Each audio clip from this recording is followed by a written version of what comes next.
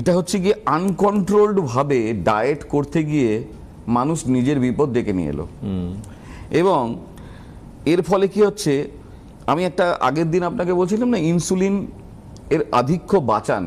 Insulin যত ক্ষরণ বেশি হবে তত আপনি বুড়িয়ে যাবেন, আর ইনসুলিন যত কম ক্ষরণ হবে, যতটুকু দরকার ততটুকু যদি যায়, আপনার শরীরের উজ্জ্বল্য বেড়ে যাবে।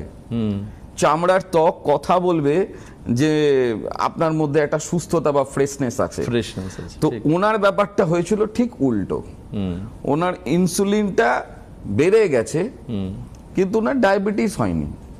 কিন্তু ইনসুলিন এভাবে বেড়ে যেতে পারে হঠাৎ, এবং যে কারণে এসছে স্থূলতা বা ওবিসিটি, সেইটাকে কমাতে গিয়ে উনি খেয়েছেন ওই সমস্ত খাবার, আর তার সাথে হেভি ডায়েট করেছে, হেভি ডায়েট, রেস্ট্রিক্টেড ডায়েট। আচ্ছা। এবং রেস্ট্রিক্টেড ডায়েটের ফলে ঘটেছে ওই বিপদ। আর সকালবেলায় খালি পেটে উনি বেরিয়ে গেছেন হাঁটতে, এবং প্রত্যেকদিন হাঁটছেন এরকম ভাবে। একদিনে ঘটেনি, 15 দিন এরকম করার পর তারপর হয়েছে। মানে প্রথম দিনই যদি ঘটতো তাহলে একটা কথা ছিল। তাহলে আপনি একটা কথা বলুন, তাহলে আমার দর্শকদেরকে আমি কি বলতে চাইছি?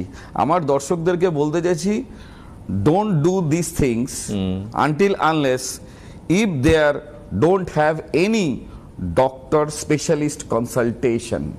অর্থাৎ